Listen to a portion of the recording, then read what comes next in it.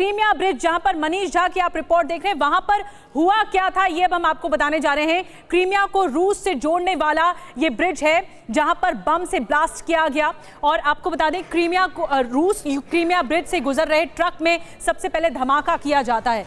हुआ क्या था 8 अक्टूबर को वो बता रहे। धमाका इतना तेज था कि पुल वहीं से 2 हिस्सों में टूट गया। वो तस्वीरें भी भयानक थी। आग की लपटें ऊपर देखने को मिली थी। दूसरे ब्रिज से गुजर रही ट्रेन तक आग की लपटें पहुंची थी। तो ये मंजर भी देखा था क्रीमिया ब्रिज ने। उसके बाद रेस्टोर किया गया।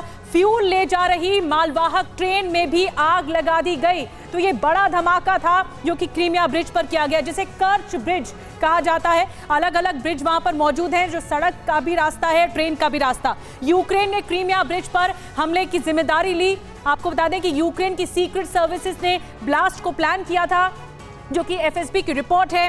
तो यूक्रेन का सीधा सीधा इसमें हाथ था। ये अपने घर की छत पर ही फल और सब्जियां उगाते हैं। महीने का 40 से 50 हजार कमाते भी हैं। इनसे सीखना है तो फ्रीडम ऐप को अभी डाउनलोड करो। उसके बाद बदले की कार्रवाई रशिया की भी देखने को मिली, जिसके बाद ताबड़तोड़ मिसाइल अटैक किए गए।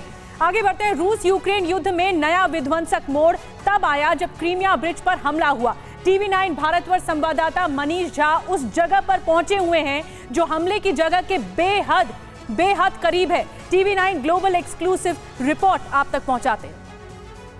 कैमरे पर सबसे पहले आप मुझे देख रहे हैं। मैं इस वक्त ब्लैक सी के तट पर मौजूद हूं, यानी कि क्रीमिया का वो हिस्सा जहां पर ब्लैक सी खत्म हो रहा है। और यहां पर देखिए मेरे ठीक सामने में जो है, संजीत सबसे पहले आप ये दिखाइए, ये हिस्सा यहां पर पुल आकर खत्म हो रही है।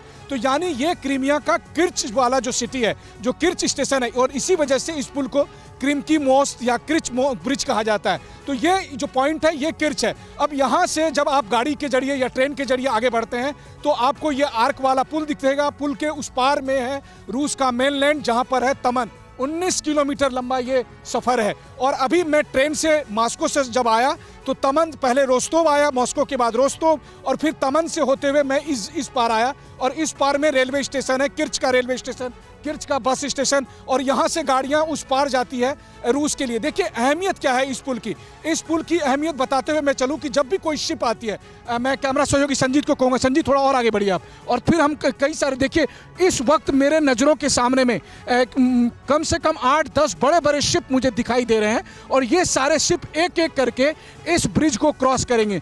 तो क्या है कि इस ब्रिज की हाइट इतनी ऊंची है, क्योंकि मैं खुद उस ब्रिज के नीचे पहुंचा हूं, तो मैंने देखा है। तो एक के बाद एक तमाम जो शिप आपको दिखाई दे रहे होंगे, बड़े शिप, इस वक्त मेरे कैमरा सहयोगी थोड़ा और आगे बढ़ रहे हैं ताकि हम आपको वो शिप दिखा सकें। देखिए ये सब जितने बड़े शिप आप देख रहे हैं, ये सब शिप अपनी बारी का इंतजार कर रहे हैं। जैसे आप क्यू में रहते हैं, ठीक उसी तरह से ये सारे शिप क्यू में हैं। ये एक के बाद एक आएंगे और वहाँ से होते हुए, और इस ब्रिज का जो ऊंचा वाला हिस्सा आप देख रहे हैं, यहाँ से होकर वो पार फिर दूसरी तरफ चले जाएंगे।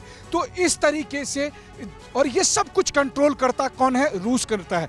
क्योंकि देखिए ब्लैक सी में जो भी यहाँ पर आवागमन होता है, शिप का आवागमन या इस पार से उस पार गाड़ियों का आवागमन, ये सब रूस की तरफ से कंट्रोल करता है। और आज जब मैं ट्रेन से उस ब्रिज के उस पार से इस पार अभी आया, तो मैंने देखा कि दोनों तरफ जो तेल के डिपो हैं, तेल के कम से कम सैकड़ों डिपो थे, और हजारों की संख्या में CCTV कैमरे मुझे दिखाई दिए। मुझे ताज्जुब हो रहा है कि इतनी भारी सुरक्षा व्यवस्था के बावजूद भी कैसे ये हादसा हुआ। ये निश्चित तौर पर बहुत बड़ी बात है। हजारों की संख्या में ब्रिज के दोनों हिस्से पर। और इस वक्त जो तस्वीरें आप देख रहे हैं, ये हम क्रीमिया के तट पर हैं, यानी हम रूस के मेनलैंड को पार करके इस जगह पर आए। तो हमारे दर्शक ये तमाम तस्वीरें भी देख रहे हैं।